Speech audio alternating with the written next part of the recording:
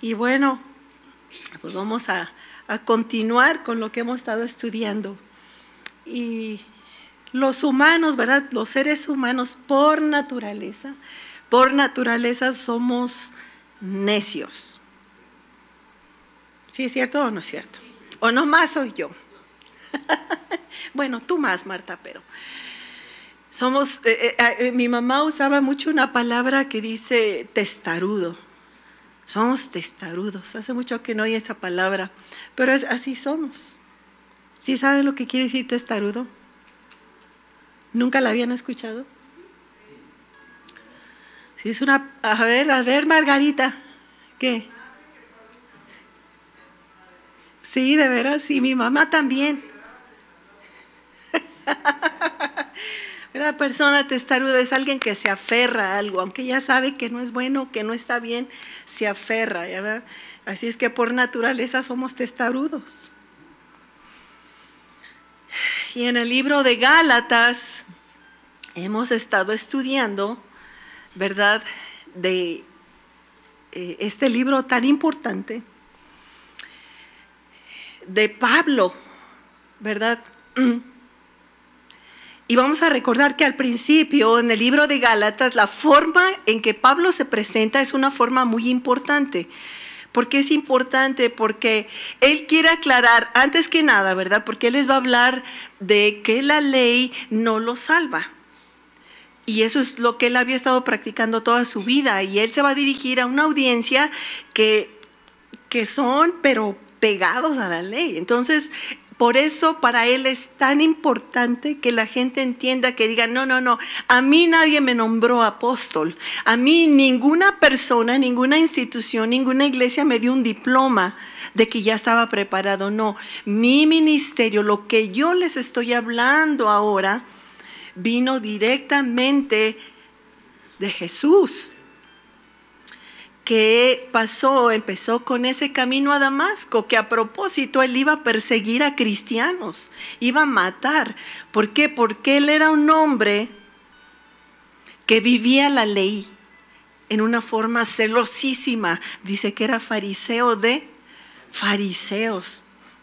Entonces, por eso para él era tan importante aclarar al principio de yo esto soy, y también hacer énfasis, ¿verdad? Ustedes se acuerdan cómo era yo. Yo era celoso, yo perseguía a la iglesia, yo iba a las casas y sacaban arrastrando a hombres, a mujeres, a niños, porque predicaban este mensaje que ahora yo les estoy predicando. Entonces él quiere asegurarse que la gente entienda que su mensaje no es un mensaje más, que no es una filosofía que surge del momento. Porque en ese tiempo, igual que ahora, había muchas creencias, muchas filosofías, muchas corrientes que estaban surgiendo. Entonces él quería aclararles, no, este mensaje es diferente. Entonces es importante que nosotros entendamos por qué el apóstol Pablo hace tanto énfasis en esto, que la gente entienda. Y en el verso 17, continuando lo que Fidel y Javi hablaron, en el verso 17 del capítulo 2 de Gálatas, y lo vamos a tener aquí también, y me gusta esta versión, se me hace que es un poco más clara. En el verso 17 dice: pero supongamos que intentamos ser declarados justos ante Dios por medio de la fe en Cristo y luego se nos declara culpables por haber abandonado la ley, ¿verdad? Y dice, ¿acaso esto quiere decir que Cristo nos ha llevado al pecado? O sea, Cristo nos ha sacado de la ley y ahora como ya no seguimos la ley, entonces somos pecadores y es por culpa de Cristo. Y él dice, no, por supuesto que no.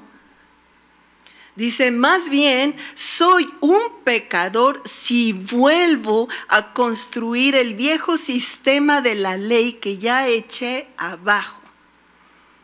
O sea, si soy un testarudo y regreso a eso, ¿de dónde ningún hombre lo sacó. De eso lo llamó nuestro Señor Jesucristo. ¿Sí me explico? ¿Sí se ve? Dice, porque cuando intenté obedecer la ley misma me condenó. ¿Saben por qué lo condenó? Porque no daba el ancho. Porque la ley tiene un estándar alto y nadie podía cumplir la ley. Nadie. Ni aun Pablo, que era tan celoso que la guardaba.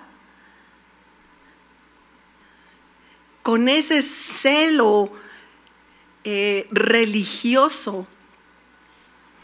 Dice, ¿a mí qué me pueden decir? Yo era fariseo de fariseos, circuncidado al 8º día. O sea, él había cumplido todo. Pero ¿saben qué? No daba el ancho. Dice, por eso él dice, entonces, si vuelvo yo a eso, la ley me va a condenar nuevamente. Dice, así que morí a la ley.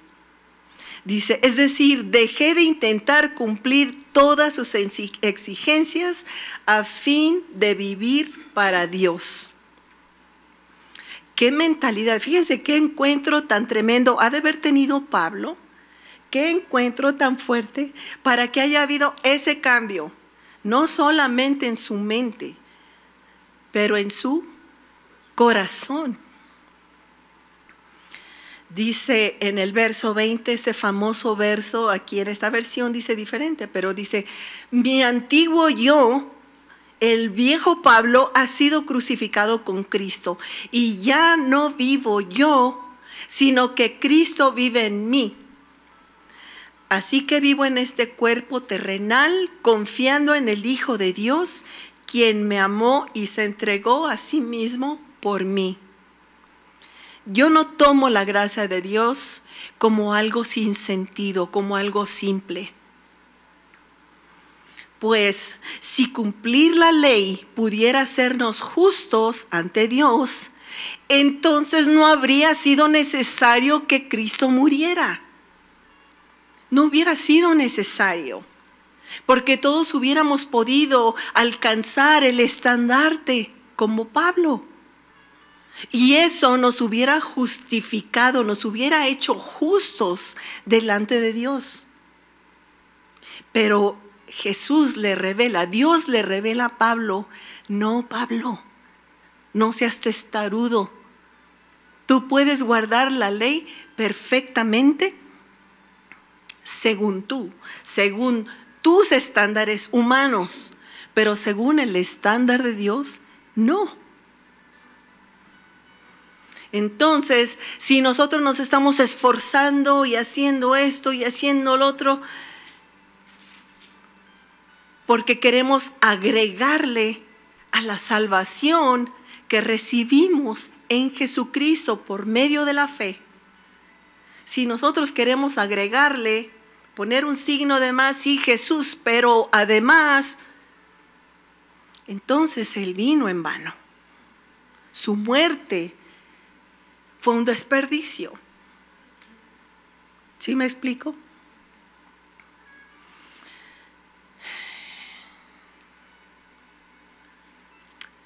Pero con esto, mucha gente lo toman como, bueno, pues si ya no estamos bajo la ley, entonces hay que darle rienda suelta al cuerpo. Eso no es lo que está diciendo Pablo, porque saben que la ley es buena. Dice en Salmo 19:7, la ley es buena, es justa, es perfecta. Porque la ley era el estandarte que Dios había dado para un pueblo necio y testarudo. Pero en la religión, con los judaizantes, ellos decían, si tú no haces esto, si tú no cumples, si tú no haces, si tú no sacrificas, si tú no haces esto, estaban condenados. Entonces la gente se esforzaba por hacer todo porque porque ellos sentían que su salvación, que su justificación ante Dios estaba por medio de sus obras, de su esfuerzo, de su trabajo. Y esto va en contra totalmente del evangelio, que por gracia nosotros hemos sido salvados, que por gracia hemos sido justificados. La ley era una guía y sigue siendo una guía para nosotros. La ley no está obsoleta. La ley está vigente, la ley es buena, la ley es perfecta, pero no nos salva. No toma el lugar de Jesús. Pero necesitamos esa guía para nuestra vida. ¿Por qué? Por causa de nuestra necedad, por causa de que somos testarudos, por causa de que somos rebeldes. Por esa rebelión necesitamos una guía. La ley es como un tope. Un tope. Ahí en el camino a la escuela de Erika, apenas pusieron 2 topes gigantes. Y ahí pues todos, la velocidad es 30 y en la zona de escuela pues son 20, ¿verdad? Pero ¿quién respeta esas velocidades? La verdad, nadie. Entonces, de recién que pusieron los topes, yo varias veces venía y ¡pum! Y daba el brinco, ¡ah! Se me olvidó que ahí está el tope. Entonces, a fuerza tenía que bajar la velocidad porque el tope me frenaba. Me tomó varios días hasta que ahora ya sin ver, ya ahí está un tope. Voy a bajar la velocidad. Eso es lo que hace la ley en nuestra vida. Cuando vamos desenfrenados y corriendo y haciendo lo que nuestra carne le place, la ley es un tope que nos dice, cuidado, bájale, alto. Aquí hay peligro. Y eso es lo que hace, porque si nosotros pasamos esos topes que están en la zona escolar, ¿qué va a pasar? ¿Hay peligro? Hay peligro. Muchas veces van los niños, van jovencitos caminando y cruzan, y los carros iban, pero a toda velocidad. Entonces vieron que ahí era necesario poner un tope porque había riesgo. Pues eso, así un ejemplo simple, así es la ley. Es justa, es perfecta. ¿Por qué? Porque la ley nos guarda, nos cuida, nos pone una barrera. Te dice, no, por ahí no es.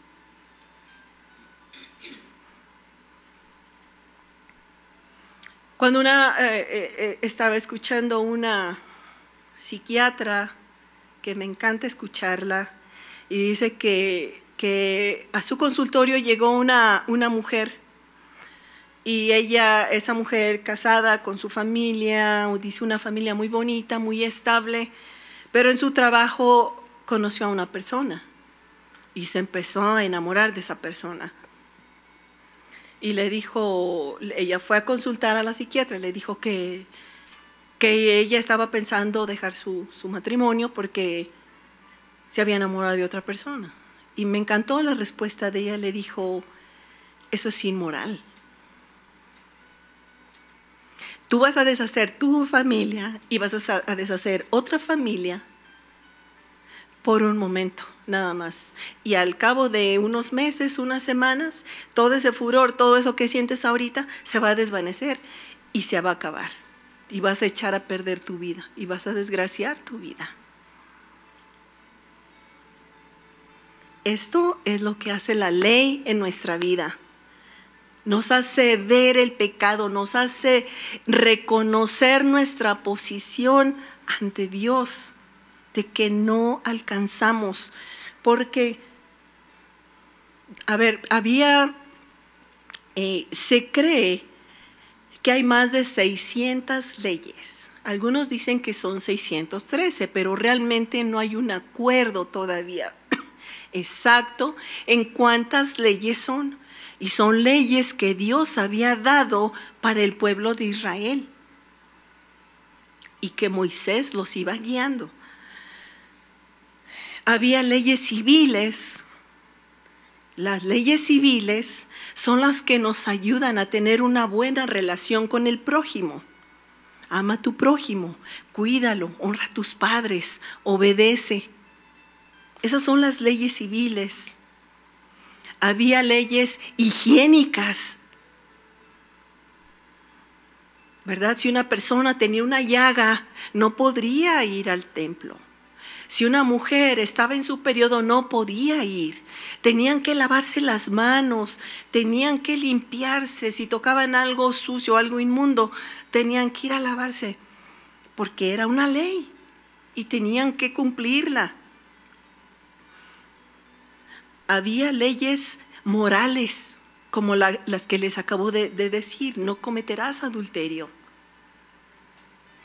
Todos esos tipos de situaciones que tienen que ver con la persona física. Vean el libro de Levítico, hay un montón de leyes y no vas a tener relaciones con la hermana de tu padre, con tu prima, con tu tía, con tu cuñada. Hay una lista increíble. ¿Y saben por qué estaban esas leyes? Porque la gente estaba haciendo esas prácticas.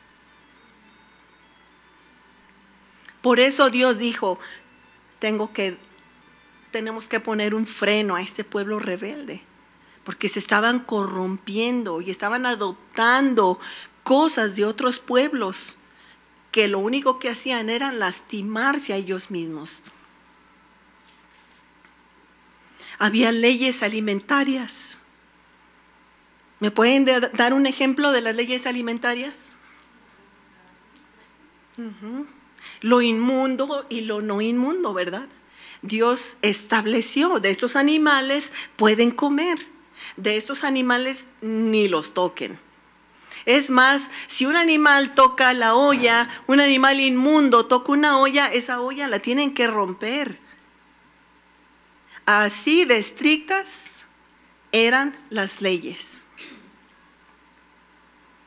¿Y por qué Dios puso esas leyes? ¿Para darles mal tiempo a la gente?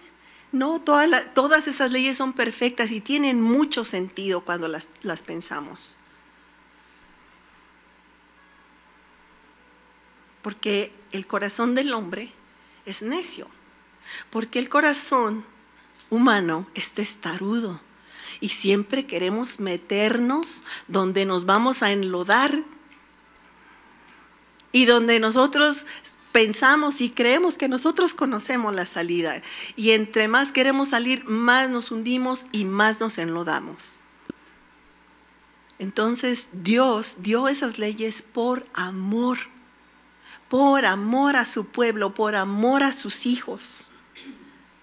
No para quitarles la alegría, no para decirles yo soy un Dios malo y conmigo tienen que portarse bien. No, eso fue por amor, así como nosotros como padres ponemos reglas, disciplina a nuestros hijos. No lo hacemos porque los odiamos. Yo no conozco ni un padre que le diga no puedes a un jovencito, ¿verdad? No puedes llegar a medianoche.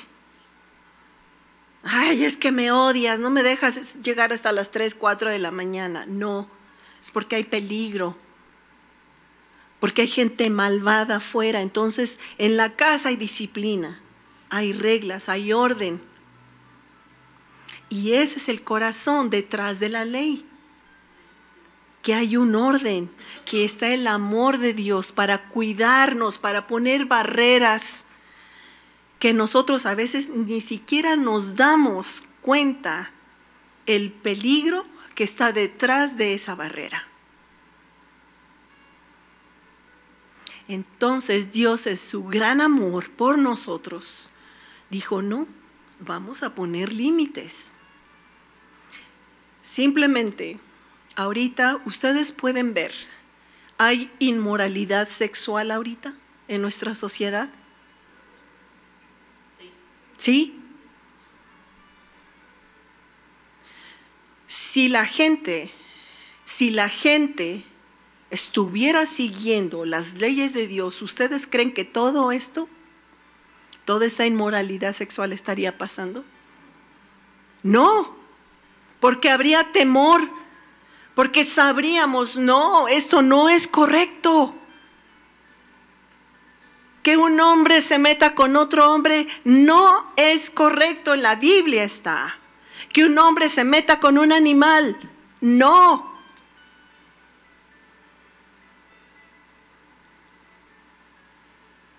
Pero somos testarudos, hicimos las leyes a un lado y decir, no me importa lo que Dios diga, yo voy a hacer lo que se me dé la gana y darle rienda suelta al cuerpo como si fuéramos, perdón por la palabra, animales.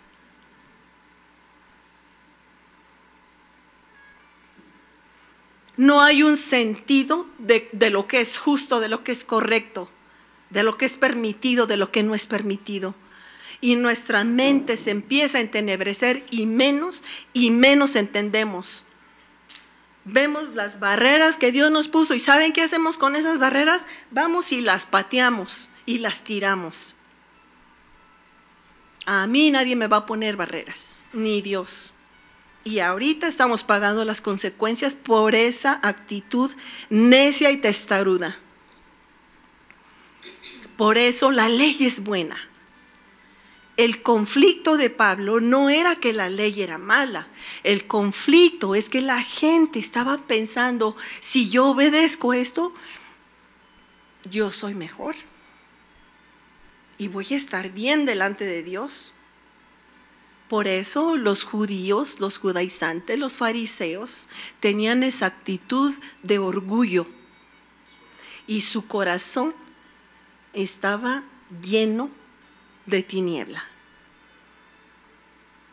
Porque esa era la actitud. ¿Verdad? Vemos el ejemplo del publicano y el fariseo. Cuando estaban orando al frente, ¿qué decía el fariseo? Señor, te doy gracias que no soy como ninguno de estos. Yo creo que hasta así se hacía, ¿verdad? Ay, gracias, Señor, te pasaste conmigo. Qué bárbaro. Casi esa actitud. Esa es una actitud soberbia. Y todavía vemos esa actitud en mucha gente cristiana. Y el publicano dice que ni siquiera quería levantar la vista. Y se golpeaba y decía, Señor, sé propicio a mí que soy un pecador. Esa es la diferencia que hace la ley. Que nosotros le damos esa mala interpretación y que pensamos que por cumplirlo vamos a ganar el favor de Dios. Ese era el problema que Pablo tenía con ellos. Entonces, cuando Pablo llega y va a hablar con los Gálatas y ve esta actitud de que Pablo había invertido mucho tiempo con los Gálatas, hablándoles, enseñándoles ese nuevo mensaje que él había aprendido. Y los Gálatas lo habían aceptado. Pero después vienen otra vez los judaizantes, dice ahí, ¿verdad? Y venían, pues sí, es un buen mensaje, pero tienes que hacer esto, te tienes que circuncidar y tienes que guardar esto. Entonces empezaron a confundirse y empezaron a regresar. De donde ya habían salido, iban a regresar. Entonces por eso Pablo dice, no puedo creer que ahorita estén ustedes regresando de donde ya habían salido.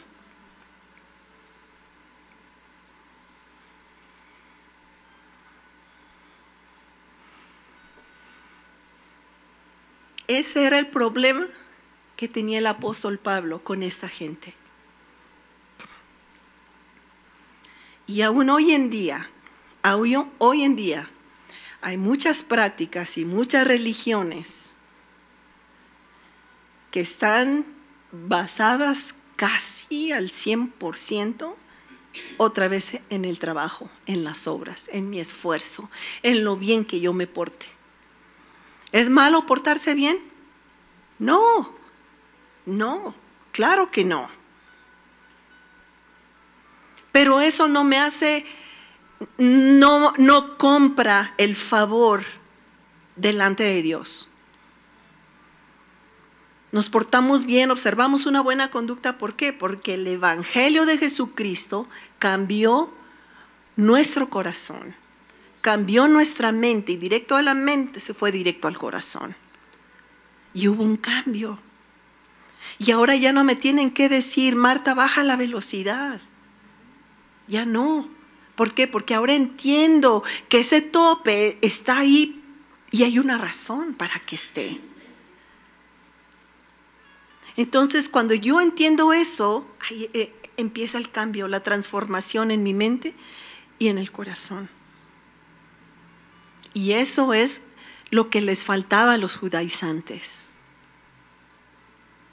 Ellos, con cumplir, ellos sentían que eso era lo único. No había compasión, no había gracia hacia otros pecadores. Y el Señor nos da muchos ejemplos, la Biblia, como la ocasión con el buen samaritano.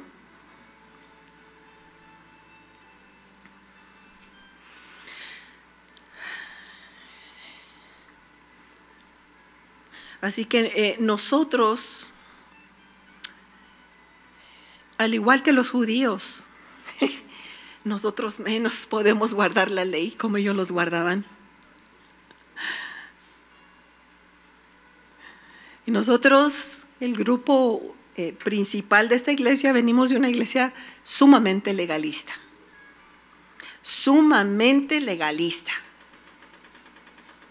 ¿Qué quiere decir legalista? Que estaban enfocados casi 100% en la ley y en los trabajos de la ley. Así es. ¿Quiere discutir conmigo? Ok.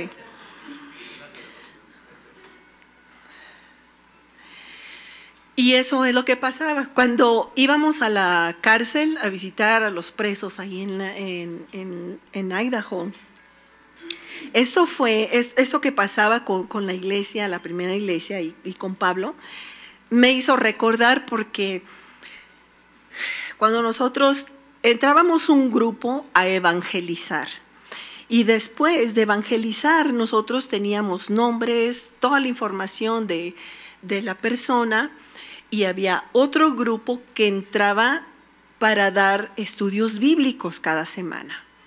Y ya de ahí salían bautizados y era un ministerio precioso. Cuando nosotros trabajamos con ellos, había gente que realmente querían conocer al Señor y muchos cambiaron, muchos recibieron al Señor adentro de la prisión y mostraban un cambio increíble en su conducta.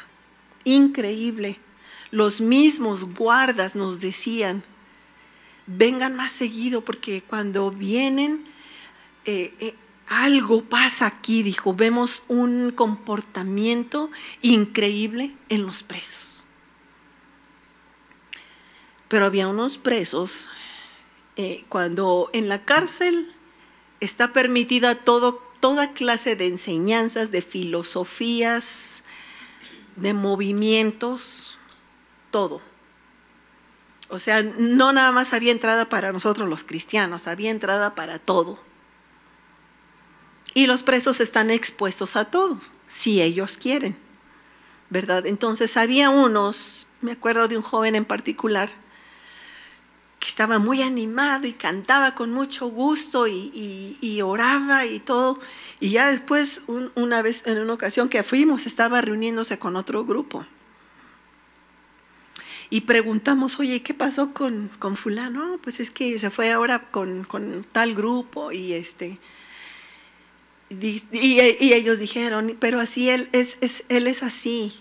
Él va y al rato está con otros y va y al rato está con otros. Estaba muy confundido. Pero un día regresó con el grupo de nosotros. Y él se sentía muy avergonzado. Y él admitió que él nomás iba para ver a ver qué le daban. Pero eso lo estaba confundiendo. Pero él sabía que el único mensaje que podía cambiar su vida y que realmente había cambiado su vida era el mensaje del Evangelio de Jesucristo. Él lo decía, él lo sabía.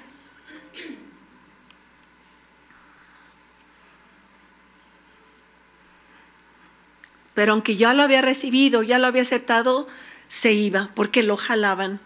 Y eso creaba una confusión muy grande en él. Pues nosotros no somos nada diferentes de esos judíos. Nosotros no somos nada diferentes. Primera, porque nosotros tampoco somos capaces de guardar la ley. Y no vamos a hablar de los 613 mandamientos, vamos a decir que son 600. De esos 600, vamos a reducirlo a los 10 mandamientos que nosotros todos conocemos, que los 10 están incluidos en esos 600. De los 10 mandamientos, para ser más concretos, ¿cuántos de esos hemos quebrantado?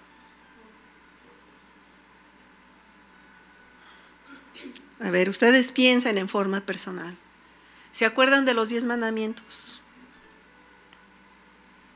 ¿Cuántos de esos hemos quebrantado?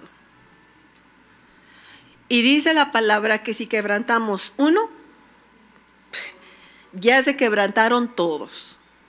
Así es que aunque diga, bueno, yo honro a mi padre y a mi madre, yo no mato, yo no cometo adulterio, yo no codicio, yo guardo el sábado, amo al prójimo. Pero si se quebrantó uno, ya de nada valió que hayamos guardado los 9. Y lo más seguro es que los hemos quebrantado todos. Simplemente el sábado, ¿verdad? Se nos enseñaba, es que el sábado lo tienes que guardar de sol a sol, empieza el viernes en la tarde y al sábado en la tarde. Entonces, como todavía se practica, ¿verdad? En Israel, los judíos ni siquiera pueden prender, ni siquiera pueden subir el switch de la luz, porque eso es trabajo. Si se suben a un elevador, no pueden apretar el botón del elevador. No pueden prender la estufa, o sea, no pueden caminar cierto número de pasos porque ya están violando la ley. Ajá. Y ellos lo guardan así, nosotros... Pero nosotros estamos viéndolo conforme a los estándares de la gente, pero los estándares de Dios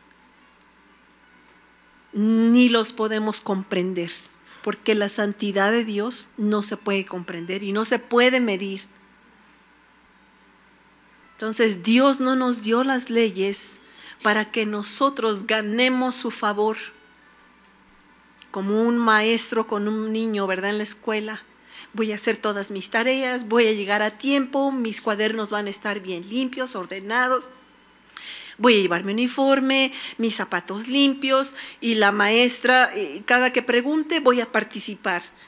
Y las maestras amamos a esos niños, ¿verdad? Que son niños ejemplares. Y tenemos un cariño especial. Pero Dios no es así. Nosotros no podemos sacar palomita en todo. Tin, tin, tin. Oh, Dios me quiere más. No. El favor, la gracia, la recibimos a través de ¿quién? De Jesucristo. ¿Y la ley es mala? No. ¿Es necesaria? Sí es necesaria.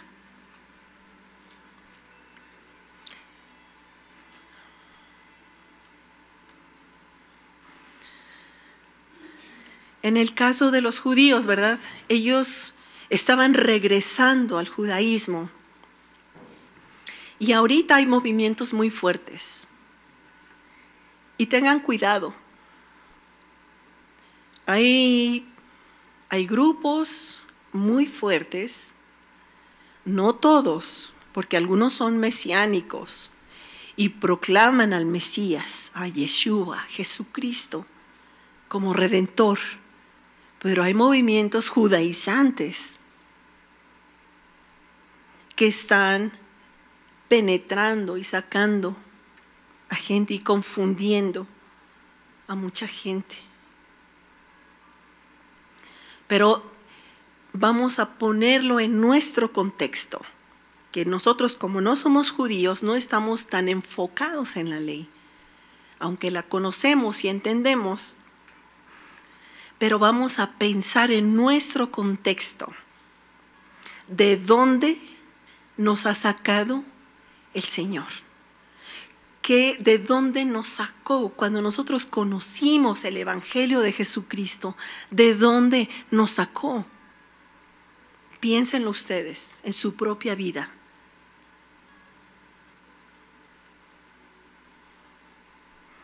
Y también piensen si hay momentos en que nos sentimos como que queremos regresar ahí, a ese lugar o a esa posición o a esa creencia de donde el Señor nos había sacado. Porque es una lucha fuerte, es una lucha muy fuerte, no es algo fácil.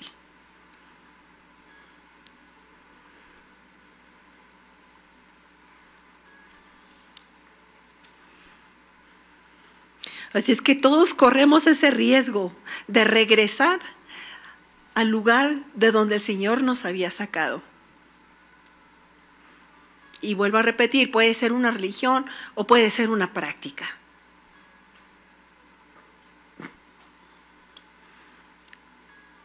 ¿Cómo estamos ahorita, mis hermanos, en estos tiempos tan difíciles que estamos viviendo? Donde realmente hay mucha confusión y no solamente en nuestros jóvenes ni en nuestros niños. Hay confusión en los adultos, en los padres, en los matrimonios, en las iglesias. Hay confusión. ¿Por qué? Porque hemos tirado esa barrera, porque la hemos hecho a un lado. Y vuelvo a repetir, las barreras están para ayudarnos, para salvarnos a nosotros, de nosotros mismos, pero no para darnos esa salvación espiritual que solamente viene a través de Jesucristo. Entonces, mis hermanos, ¿qué áreas, qué cosas en nuestra vida a lo mejor sería bueno llegar al punto, ¿verdad? Al punto que llegó Pablo? Para Pablo fue una decisión que ni lo pensó.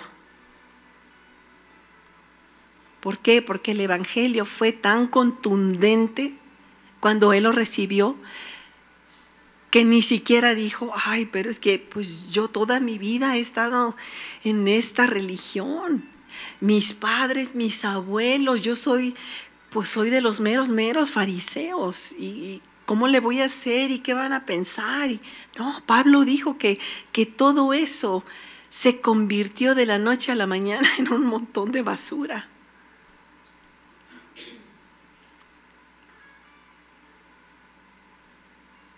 Entonces quizás sería un buen momento para nosotros, para llegar a ese punto de decir, yo voy a tomar la misma decisión que tomó Pablo.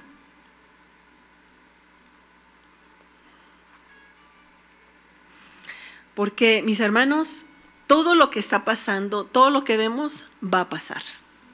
Todo va a pasar, todo se va a cambiar. Pero solamente algo va a permanecer para siempre.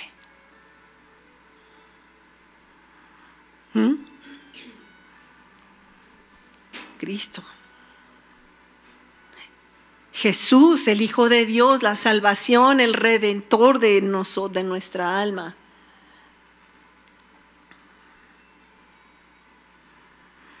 Así es que vamos a decir como Pablo, ¿verdad? El antiguo Pablo, ahora la antigua Marta.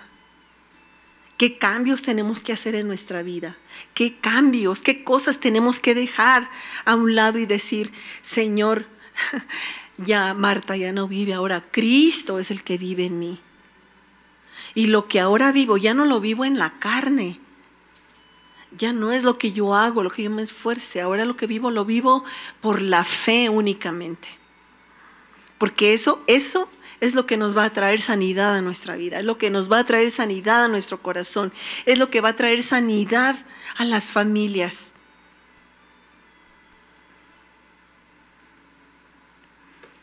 El mundo no va a cambiar. El mundo está cayendo por ese barranco a una velocidad vertiginosa. El mundo no se va a detener ya. Y esto no es triste, pero a la vez también sabemos que muy pronto se acerca nuestra redención.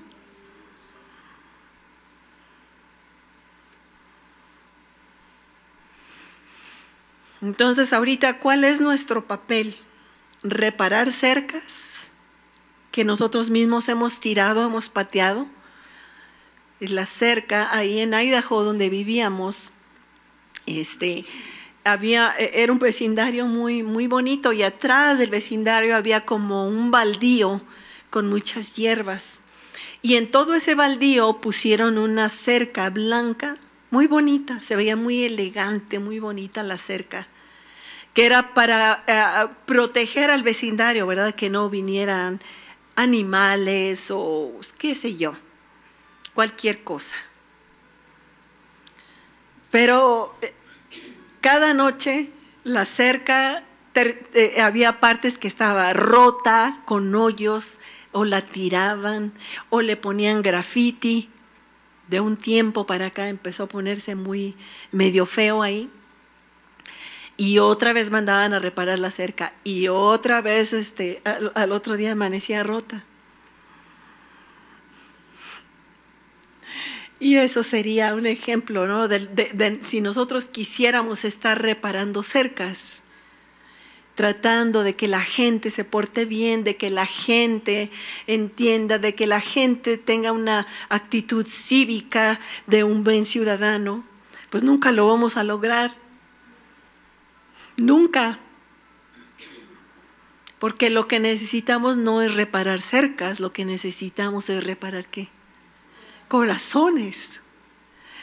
Y la ley, en lugar de reparar un corazón, la ley te invita a que sea quebrantada. ¿A poco no? Es curioso que si te dicen no hagas esto, es exactamente lo que queremos hacer. Así somos testarudos, somos necios, así es nuestra naturaleza. Entonces, nuestro deber, nuestro trabajo, y al igual que Pablo, es hacer nuestro ese encuentro con Jesucristo, hacer nuestro ese encuentro que cambia el corazón, que cambia la mentalidad, que cambia el rumbo que llevábamos. Y hoy, mis hermanos, hoy más que nunca, de verdad, hoy más que nunca, es necesario que nosotros seamos esas voces, esos portadores. No de estar reparando cercas y de estar señalando, eso que estás haciendo está mal, eso no se hace, eso no se dice, por ahí no se va, eso no se toca, eso no se celebra, eso no se come, eso no se usa. Porque tenemos bastante para decir, ¿verdad? Para señalar y para decir esto sí, esto no, hay bastante. Pero nuestro trabajo es empezar primero con nosotros mismos. Tomar el ejemplo de Pablo, empezar con nosotros, con nuestra casa, cambiando corazones y recordándole a la gente que nuestra salvación, que nuestra redención está únicamente en Jesucristo. Dios los bendiga, mis hermanos, y yo deseo que su corazón de verdad siga siendo fiel a Dios. Que a pesar de lo que venga, a pesar de lo que vean, a pesar de lo que se esté viviendo, que seamos fieles al Señor. Que seamos honestos, que estemos dispuestos a recibir su palabra siempre, su consejo, su guía. Todo lo que nosotros necesitamos para vivir de verdad una vida plena, una vida abundante. Dios los bendiga, mis hermanos. Un abrazo.